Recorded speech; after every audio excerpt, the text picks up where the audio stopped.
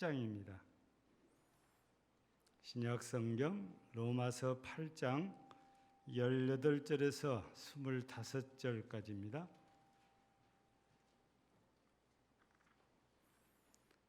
(250쪽) 로마서 8장 18절에서 25절까지입니다. 봉독해 드립니다. 생각하건대 현재에 권하는 장차 우리에게 나타날 영광과 비교할 수 없도다. 피조물이 고대하는 바는 하나님의 아들들이 나타나는 것이니 피조물이 허무한 데 굴복하는 것은 자기 뜻이 아니요 오직 굴복하게 하시는 이로 말미암음이라. 그 바라는 것은 피조물도 썩어짐의 종노릇한 데서 해방되어 하나님의 자녀들의 영광의 자유에 이르는 것이니라. 피조물이 다 이제까지 함께 탄식하며 함께 고통을 겪고 있는 것을 우리가 아느니라. 그뿐 아니라 또한 우리 곧 성령의 처음 익은 열매를 받은 우리까지도 속으로 탄식하여 양자될 것 곧 우리 몸의 속량을 기다리느니라. 우리가 소망으로 구원을 얻었음에 보이는 소망이 아니니 보는 것을 누가 바라리요. 만일 우리가 보지 못하는 것을 바라면 참음으로 기다릴지니라. 아멘. 찬양대 찬양으로 하나님께 영광 돌리시겠습니다.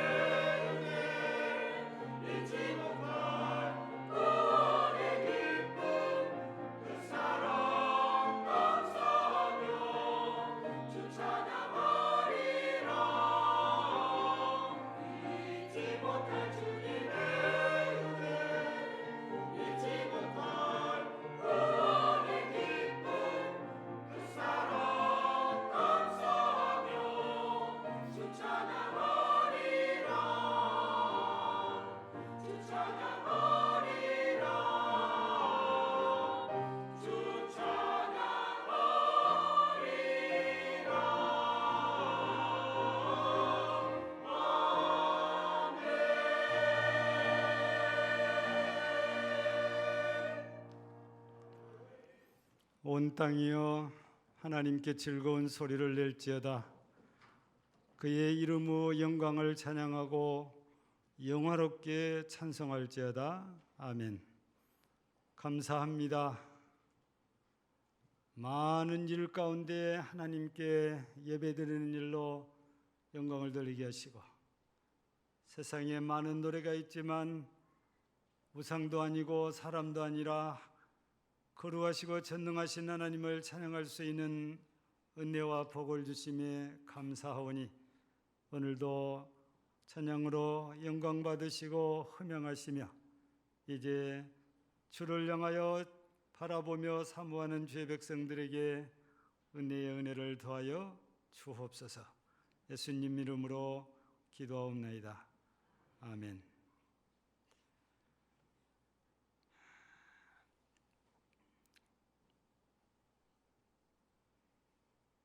오래된 사람 같죠?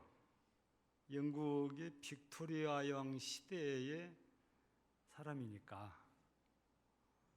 그분은 목사이면서 이렇게 시인이셨는데, 로버트 브라우닝이라는 분이십니다.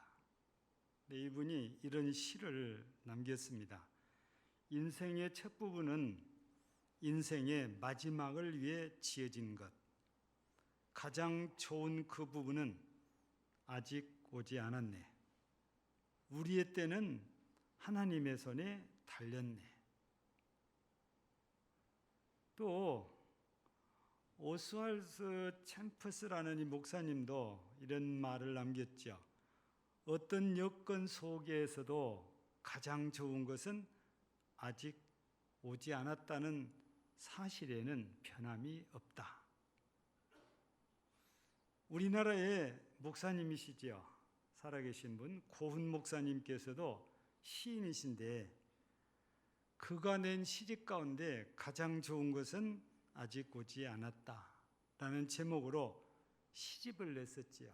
그 가운데 이런 시가 있습니다. 성벽을 쌓고 길을 막아도 아침은 온다. 지난날 우리의 아픔은 지나가는 찬바람이었을 뿐 결코 상처일 수 없다. 거짓은 하늘처럼 높아도 그분 앞에 무너지고, 진실은 바닷속에 묻혀도 그분 앞에 드러나나니, 우리가 아직 지치지 않고 살아야 할 이유 여기 있다. 자, 이런 그 시 속에 담겨 있는 마음, 뜻은 우리가 이 땅에 살면서 좋은 일, 굳은 일이 많이 있었지만, 그러나 가장 좋은 것은 아직 안 왔다. 그거죠. 이 말 속에는 어떤 분은 오해할 수 있어요. 나는 진짜 좋은 일이 많았는데 왜 안 왔다 그러냐? 그렇게 얘기하실 수도 있는데, 이 시인들이 얘기하고 싶은 것은 진짜로 내 인생의 최고로 좋은 것은 아직 안 왔다는 거지요. 물론 믿음을 가진 우리와 믿음을 갖지 않는 사람들과는 생각이 다를 수도 있습니다. 왜냐하면 이 시인들 가운데 목사님들은 가장 좋은 것이 뭐겠어요? 우리가 하나님 나라에 들어가는 거니까. 안 믿는 사람들은 그게 없으니까 생각이 다를 수도 있죠. 그러나 우리는 이런 시인들이 시를 통해서 하나님의 말씀을 이렇게 우리들에게 설명을 해준 걸 보면서, 우리들은 아직도 오지 않는 하나님께 달려서 준비해 놓은 가장 좋은 것, 그거를 기대하면서 우리가 살아야 된다는 거죠. 여러분들, 우리가 기회만 되면, 또 형편만 되면 세계 여행을 쭉 하면 보고 듣는 것들이 참 많다고 그러잖아요. 어떤 분은 사표 내고 집 팔아서 가족이 3년 동안 여행을 하고 돌아와서 책을 썼는데, 그 책이 얼마나 잘 팔렸던지 집을 2채 사고도 남는데요. 손해본 겁니까? 이익 본 거잖아요. 세계 구경 실컷 하고 갔다 와서 책 하나 냈더니 집, 더 좋은 집 사고, 그래도 또 먹고 사고 좋은 데도 생기니까. 근데 우리가 세계 역사 속에서 보면, 우리는 일본의 식민지로 36년 동안을 참 비참하게 살았는데, 다른 나라도 식민지로 살았던 세월들이 많은 나라들이 있지요. 예, 우리가 이게 후원하는 그런 미얀마도 영국의 식민지, 지금 독립한 지가 한 70년 된 것 같아요. 예. 그래서 나이가 지금 60, 70 되신 분들은 영어를 잘하고 영국의 BBC 방송을 라디오로 잘 듣습니다. 영어 잘해요. 영국 식민지였으니까. 또 여기 앉아 계시지요? 필리핀도 영국의 식민지였잖아요. 오랫동안. 근데 필리핀은 너무 오랫동안 식민지로 살다 보니까 언어가 영어가 국어처럼 바뀌어버렸잖아요. 예. 근데 미얀마는 아니에요. 철저하게 미얀마의 표준 언어는 버마어로 딱 정해놨죠. 그래서 선교사들도 가면은 배우는 언어가 버마어를 배웁니다. 근데 이 미얀마 속에도 수십 부족들이 살다 보니까 소수 민족들이 자기들 언어를 쓰면 아무도 알아듣지 못해요. 예. 우리가 알지 못하는 그런 것들이 있는 것처럼 이게 식민지로 살다 보면 지배자의 나라의 언어를 쓰는데 브라질도 포르투갈의 식민지로 살았던지 지금 브라질의 국어는 뭡니까? 포어라고 그러잖아요. 그 밑에 있는 나라 아르헨티나는 또 스페인의 식민지였던지 스페인어가 국어입니다. 예. 또 우리 에티엔 선교사가 현재 사역 중인 니카라과 거기도 언어가 포어로 알려져 있어요. 다 식민지 역할하는. 그러니까 언어를 새로 안 배워도 가서 사역을 바로 할 수 있는 거예요. 이미 포어를 익혔기 때문에. 근데 이 포르투갈 나라를 얘기하려고 하는데 포르투갈이 유럽입니까? 아프리카입니까? 유럽이죠. 유럽 중에서도 남서쪽에 자리 잡고 있는 그런 나라인데 그 유럽에 속해 있는 이 포르투갈 나라 리스본이라는 수도가 있는데 거기에 한쪽 귀퉁이에 가면 지금은 사라졌다 그래요. 큰 바위가 하나 있었고 거기에다가 이렇게 새겨놨다 그래요. There is nothing behind. 이게 무슨 뜻이죠? 여기가 끝이다. 땅 끝이다 그래놨어요. 근데 1492년에 젊은 청년한 사람이 배를 딱 여기서 타고 떠나면서 저 바위에 새긴 것은 잘못된 거다.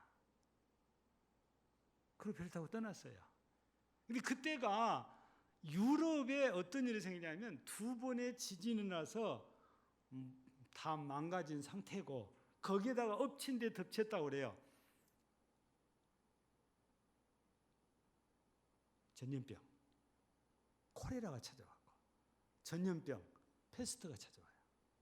가지고 엄청 어려워서 모두가 다 절망의 상태에 이렇게 빠져 있을 그때에 콜럼버스가 나타나가지고 저거 틀린 거다. 그래서 배 타고 떠난 거예요. 그래서 콜럼버스가 틀렸어요, 맞았어요? 맞았잖아요. 그 가서 발견한 게 미 신대륙 아메리카를 발견했잖아요. 여기 끝이 아니었어요. 아메리카가 있었다는 것은 유럽에서 모르고 있었잖아요. 콜럼버스가 발견하고 돌아오니까 다들 다 놀리는 거잖아요. 예. 여러분 잘 생각을 해보세요. 오늘 말씀과 제가 시도 소개했고 그랬잖아요. 여러분 오늘 제목이 가장 좋은 것이라 이렇게 써놨는데 좀 길어서 뒤에를 안 썼어요. 가장 좋은 것을 기다려라. 이제 제목 길이 이렇게 되어 있는데 우리는 자칫 잘못하면 여기가 끝이다. 이것이 끝이다. 이런 생각하는데 그게 아니더라는 것이 역사가 증명하고 성경이 증명한다 그 말이죠. 우리나라도 과거에도 그렇고 지금도 그런 사람들이 더 많아요. 죽으면 끝이다. 근데 성경은 아니라고 그래요. 사후의 세계가 또 있다는 거예요. 우리는 사후의 세계를 믿지 않아요. 우리는 좋아서 믿어요. 왜? 예수 믿는 사람은 하늘나라, 천국에 가니까. 그 우리는 사후 세계를 그렇게 믿고 있단 말입니다. 근데 많은 사람들은 절망을 하고 있죠. 뭐 죽으면 끝인데 그래요. 근데 이런 절망스러운 마음을 누가 주냐? 마귀가 주는 거거든요. 그 마귀는 우리한테 절망할 수밖에 없도록 거짓으로 우리를 현혹시키고 유혹을 하거든요. 여러분 창세기 3장 보면은 에덴 동산이 등장을 하고 에덴 동산에 아담과 하와가 살잖아요. 그런데 어느 날 마귀가 뱀을 통해서 역사하는 거예요. 하와를 꼬이시기 시작합니다. 현혹시켜요. 저 선악과 먹지 말라 하더냐. 하와가 직접 들은 얘기가 아니다 보니까 그대로 답을 못해요. 그러니까 귀에는 어때다 싶어가지고 뱀의 입을 통해서 뭐라 합니까? 저거 먹으면 네 눈이 밝아지고 네가 하나님처럼 될 수 있어. 하나님이 그거 못하게 하려고 못 맞게 하는 거야. 그래? 그래서 바로 아담이 가서 얘기를 해요. 아담이 거절했겠잖아요.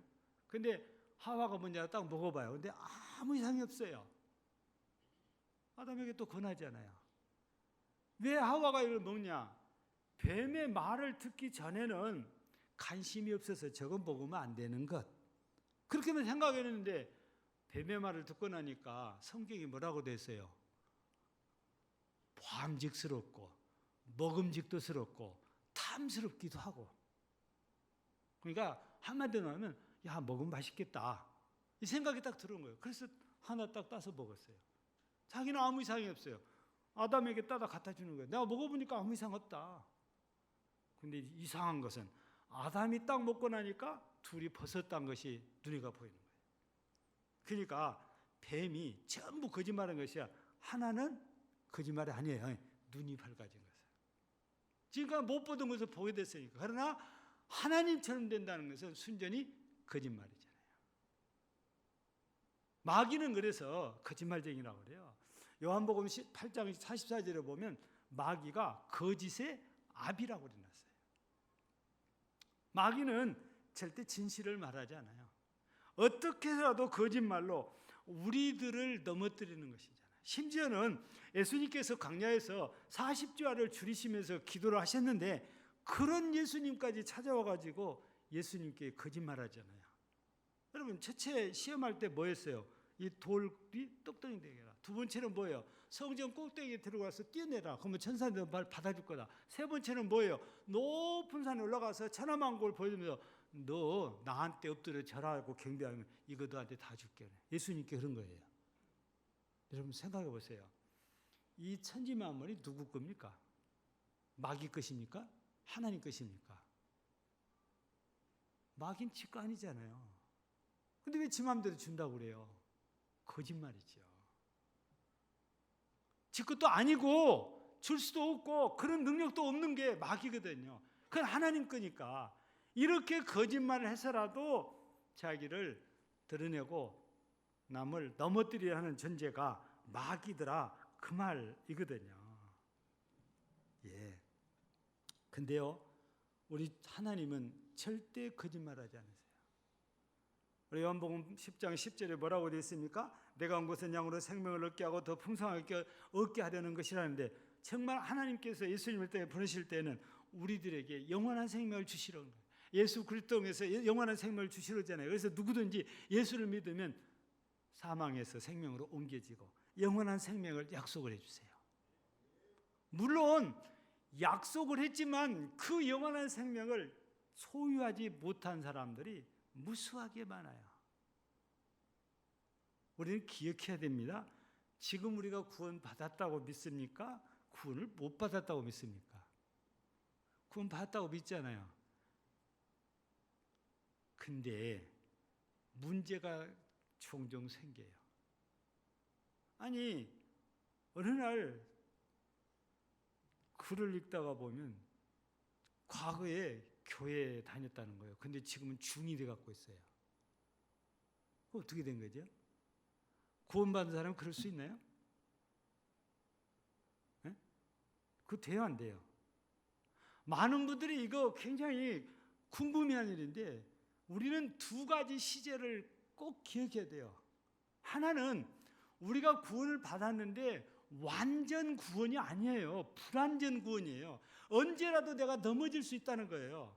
완전 구원이 이루어져야 내가 넘어진 일이 없어. 그 언제가 완전 구원입니까? 하나님 나라에 들어가야 완전 구원. 그때는요, 천하 없어도 우리 넘어진 일 없어요. 근데 그 이전에는요, 자칫 잘못 넘어져요. 그래서 항상 정신 차리고 그 이전에서 깨어서 기도하고, 왜 괜히 말씀 읽어라, 말씀을 들어라, 말씀을 따라 살아라 그러냐. 마귀한테 현혹되지 않게 하겠어요. 마귀는요, 우리가 천국문에 갈 때까지도 넘어뜨리려고 하는 것이 마귀거든요. 예. 그래서 우리는 항상 마귀가 말하는 것은 다 거짓말이다. 그렇게 딱 못이 박혀 있어야 돼요. 오직 나를 살리고 내게 진실을 말해주신 분은 하나님 뿐이시다. 그렇게 우리는 믿어야 돼요. 여러분, 우리 예수님께서 이런 말씀하시잖아요. 마태복음 24장에 보면 35절에서 천지는 없어질지언정 내 말을 없어지지 아니하리라. 마귀는 거짓말이지만 우리 주님은 절대 거짓말 안 하신단 말이에요. 오늘 우리가 가장 좋은 것을 기다리라 그랬는데 어떻게 우리가 이 가장 좋은 것을 기다릴 것이냐? 세상에서는 마귀가 역사해서 어떻게 쓰든지 기다리지 못하게, 기다려봐야 소용없어. 다 헛된 일이야. 그러면서 우리를 넘어지게 하려고 그래요. 세상에서라도 잘 살아야지. 네 그 모양 그 꼴로 천국 간다고 뭐가 있겠냐면서 우리를 넘어지게 하려고 애를 쓰거든요. 근데 우리가 더 좋은 것, 가장 좋은 걸 우리는 하나님께서 내게 준비해 놓으셨다가 주신다는 이 사실에 대한 믿음이 있어야 돼요. 그 믿음이 없으면 끝까지 가지 못해요. 아니, 확신이 없다는 거잖아요. 믿음이 없다는 것은. 근데 이 믿음이 있는 사람은 옆에서 누가 무슨 말을 해도 고개 돌아가지 않아요. 마음 뺏기지 않아요. 우리 성도들 중에도 암과 관련된 이런 질환을 앓고 있는 분들이 계시는데 30년도 더 된 이전부터 주다 포크만이라는 의학 박사는 암 연구를 계속 했어요. 근데 이분이 연구를 하다 보니까 당시에 치료법이 잘 못 됐어요. 우리나라도 얼마 전까지만 해도 꼭 그렇게 치료했으니까. 왜냐하면 암세포를 죽여야만 된다는 거예요. 그래서 사람도 자칫하면 죽게 되는 항암 치료를 소개를 많이 하잖아요. 이 중에도 항암 치료 받으신 분들 계시잖아요. 예. 근데 주다 포크만 박사는 암을 바로 잡으려면은 암의 특성을 우리가 알아야 된다 그래서 암은 영양분이 모이는 곳이면 암세포가 글로 집중을 한대요. 이게 제 말 아닙니다. 제 말 아니에요. 저도 벌써 오래전에 우리 김윤희 선생 덕분에 성가를 내서 팩트 전신 이렇게 기계로 촬영을 한 적이 있거든요. 근데 가니까 항암이라고 그 항암이라 되냐? 이게 그 약을 주는데 그게 방사능이 나와요. 내 몸에서. 그래서 방 안에서 못 나가게 나를 가둬놔요. 소변도 밖에 못 나가. 방 안에서 전부 다 해결해야 돼요. 근데 나중에 검사를 다 끝나고 그 담당 의사가 설명하는데 그게 바로 암이 있으면은 그게 들어가면 글로 전부 다 보이네. 이게 영양분이 돼가지고. 그래서 암이 있구나 없구나. 그래서 의사들이 분류를 한다는 거예요. 근데 감사하게도 나는 그런 게 아무것도 없으니까 그냥 이제 나가도 된다 해서 제 3시간을 붙들릴 때가 나왔거든요. 예. 그래서 이 주다 포크만 박사는 그때 벌써 암을 잡으려면 암세포가 있는 곳에 영양분이 공급되지 못하게 된다는 거예요. 그러면 영양분이 뭘 타고 갑니까? 혈관을 타고 가요. 그래서 거기를 차단해야 된다고 그래요. 근데 그때 당시는 대부분의 의학자들이 아니다. 암세포를 잡아야지 세포가 멀쩡히 살았는데 그거 막는다고 괜찮으냐? 아니다. 그래서 주다 포크만이 못 이겼어요. 근데 이 에토리가 돼가지고도 포기하지 않고 자기가 확신이 있으니까 계속 연구를 하는데 지금은 세상이 뒤집어졌어요. 지금은 주다 포크만 박사가 주장한 대로 다 바뀌어가고 있어요. 우리 혈관이 연결됐으면 혈관 타고 피가 들어가고 그러면 영양분이 공급되니까 암세포가 여기서 안 죽고 계속 살아있단 말이에요.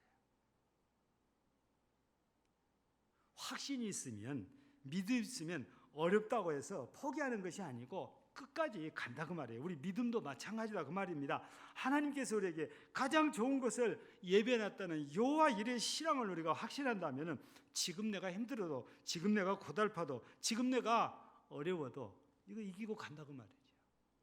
근데 확신이 없으면 이런 믿음이 없으면 어려울 때에 그냥 쉽게 넘어질 수밖에 없는 거잖아요.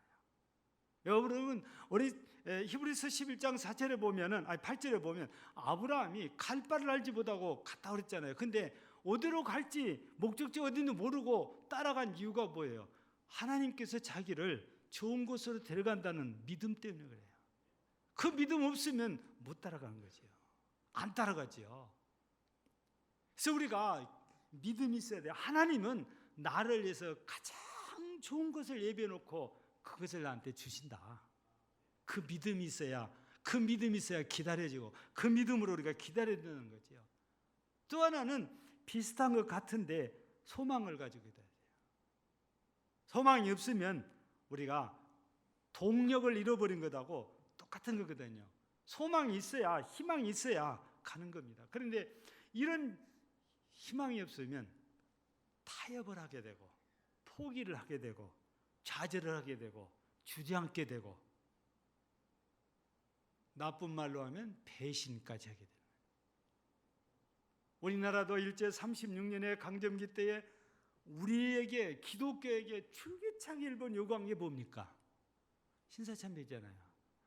근데 어떤 분들은 그렇게 괴로움을 당하고 심지어는 순교를 당하면서도 신사참배 반대를 해요.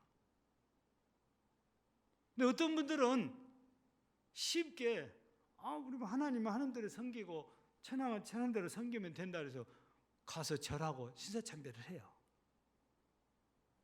근데 이때 신사참배 반대하다가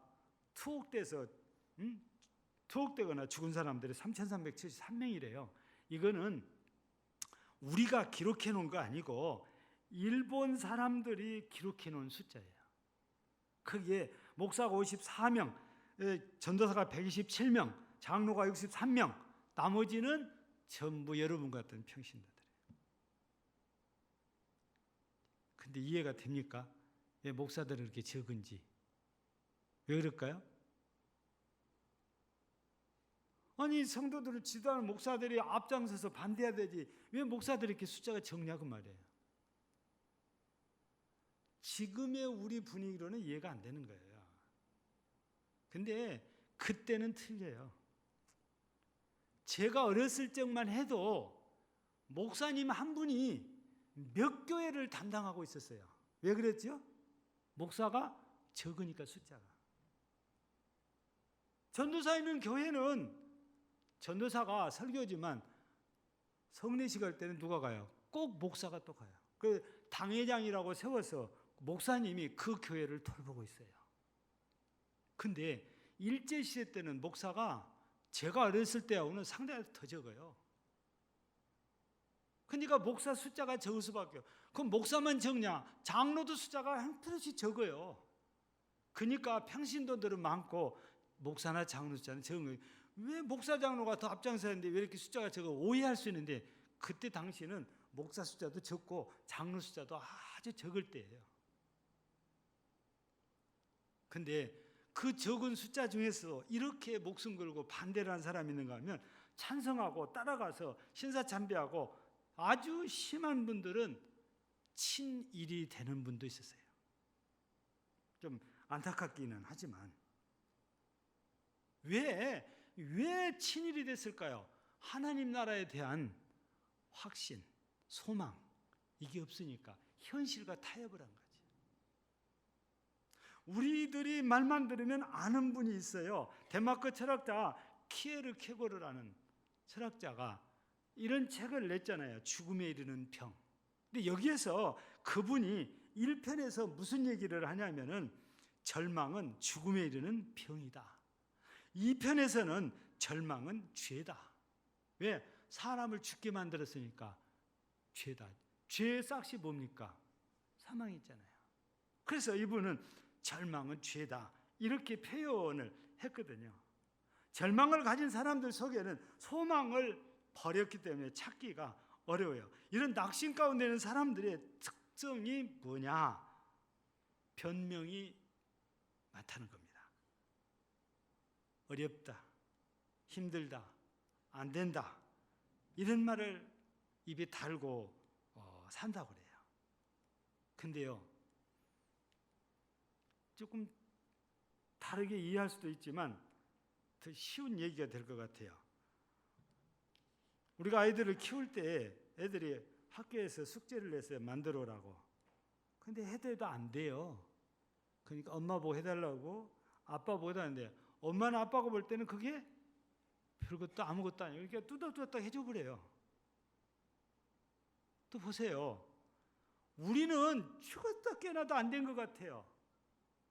그렇다고 해서 하나님 앞에 갖고 나가면 안 될까요? 하나님은 전능자잖아요. 애들 앞에 엄마 아빠는 못하는 것이 없는 분으로 보여진 것처럼요, 하나님은 우리에게 그런 분이에요. 그래서 이사야서 9장 6절에 보면은 예수 오실 메시아를 이렇게 설명합니다. 그의 이름은 기묘자라, 모사라, 전능하신 하나님이라, 영존하시는 아버지라, 평강의 왕이라 할 것입니다. 여러분, 여기서 기묘자, 모사, 전능자 그렇게 넣었어요. 우리는 안 되는데, 나는 절대 못하겠는데, 나는 절대 안 되는데, 근데 하나님도 안 되고 하나님도 못하냐? 아니다 그 말이에요. 우리는 못하고 안 되지만 하나님은 다 돼요. 그래서 하나님을 가리켜서 어떤 분이라고 하면 능히 하지 못할 일이 없으시다. 그리고 전지전능하시다 그랬어요. 예. 이런 하나님이 우리하고 함께 하시려고 임마누엘을 하셨어요. 그 임마누엘 하셨을 때 아기 예수가 우리에게 오셨다. 메시아가 오셨다. 근데 두 번째 임마누엘이 있어요. 그게 성령 역사예요. 성령도 우리 가운데 오셨잖아요. 그것도 하나님이잖아요. 그분도 임마누엘이세요. 우리하고 함께 하시러 오셨으니까. 바로 이런 하나님이 함께 하시면 안 된 일이 없어요. 그래서 우리는 하나님께 소망을 두고 살아야 돼요. 여러분, 우리가 본문을 보면은 너무 놀라운 것은 사람만 그런 것이 아니고 피조물 모두가 다 하나님의 아들들이 나타나기를 기다린대요.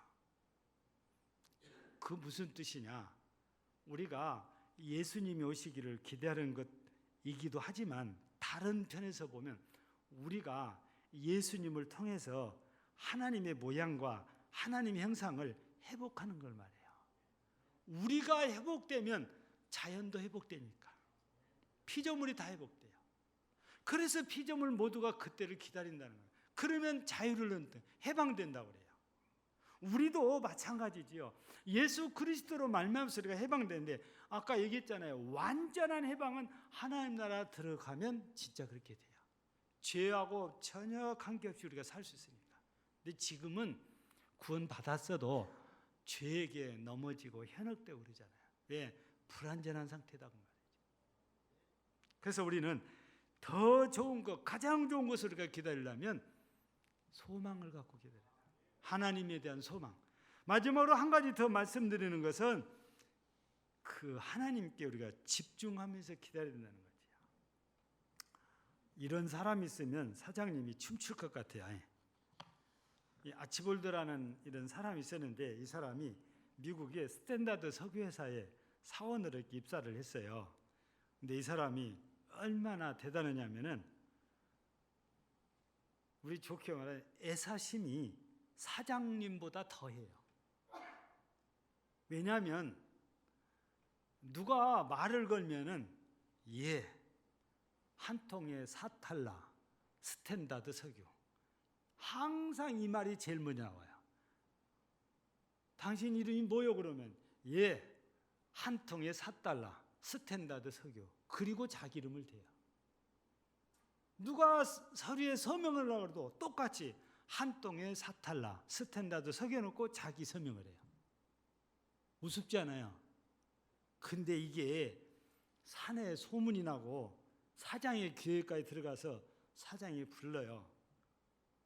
도대체 무엇 때문에 그냥 이름 대면 될 텐데 왜 한 통에 4달러 스탠다드 석유라고 꼭 하냐? 저는 미국에서 가장 좋은 석유가 스탠다드 석유라는 것을 확신하기 때문에 그렇습니다. 저는 그걸 확신합니다. 그래서 저는 어디 가든지 스탠다드 석유를 자랑스럽게 내놓고 얘기를 합니다. 그러니까 당시의 사장인 록펠러가 자네가 나보다 낫네. 사람들은요 다 성공하면 그 누구한테 물려주고 싶어요. 자식에게 물려주고 싶잖아요. 록펠러는 아니에요. 이 아치볼드는 사원에게 석유 스탠다드 석유사를 물려줘요. 그래서 2대 사장이 돼요. 두 번째 사장. 여사심이 상상을 초월하잖아요. 완전히 필이 꽂혀 있고 완전히 올인되어 있어요. 마찬가지예요. 우리 그리스도인들은 어디에 올인되어야 됩니까? 하나님께 올인되어야 해요. 하나님께 나를 위해서 가장 좋은 것을 준비해놓고 지금 주시려고 기다린다는데 하나님께 올인해야죠.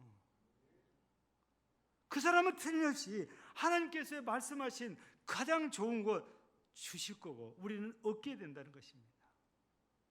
여러분요, 우리가 이 잠언이나 그리고 그 전도서를 우리가 읽어보면 솔로몬이 대단한 사람인가 우리가 느껴요. 근데 우리가 알고는 솔로몬은 세상에서 온갖 좋은 것을 다 누려봤고 갖고 싶으면 뭐나 다 가질 수 있는 그런 힘과 돈과 권력을 가진 사람이에요. 근데 그가 전도서를 쓰면서 뭐라고 무슨 말부터 씁니까? 헛되고 헛되다. 좋은 건 다 누려봤으면서 인생은 헛된 거다 그러놨어요. 근데요 뒤에 가서 12장에 가서 보면 무슨 말을 남깁니까? 12장 13절 마지막 절에 가서 보면 일의 결국을 다 들었으니 하나님을 경외하고 그의 명령들을 지킬죄다. 이것이 모든 사람의 본분이니라. 자기가 다 해보니까 하나님께 올인하고 살아야 되겠더라. 결론을 딱 내려준 거예요. 여러분 오늘 말씀에 지금 18점은 현재 우리가 힘들다, 어렵다, 고생스럽다는데 근데 하나님께서 나를 준비해 놓은 영광스러운 것은 지금 끝하고는 비교가 안 된다고. 그래서 가장 좋은 걸 지금 예배해 놓고 있다고 말해요.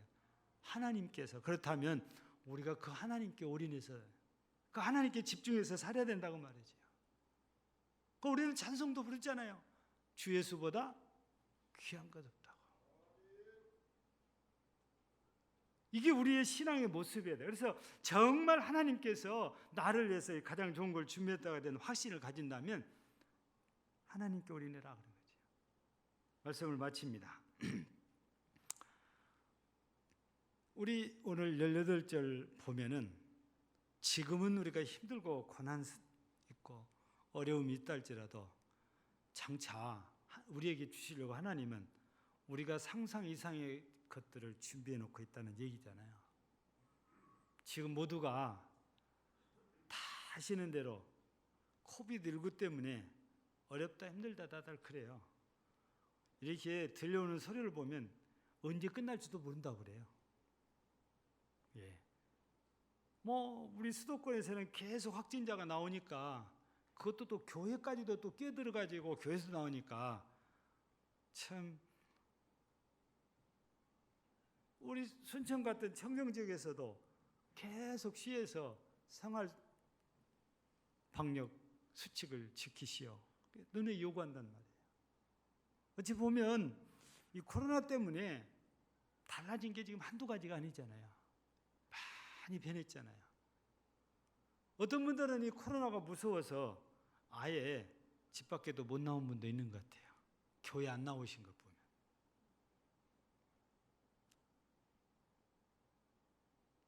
어떤 분은 그러잖아요. 죽으면 어디 간다고요? 죽으면 천국. 살면 뭐예요? 전도. 그런 마음으로 산다 그래요. 그러니까 뭐 누가 당신 그 모양 그 모습으로 어떻게 아니야 나 전도하다가 죽으면 천국 가면 돼. 그 남들이 안 믿는 사람 보면 미쳤다고 그래요. 근데 본인 신앙이 그 정도 돼야 누가 뭐라고 그래도 신앙을 지켜갑니다. 적어도 미쳤다는 소리를 들은 사람이 신앙생활 좀 열심히 하고 있거든요. 올인해버린 사람들이에요. 하나님께.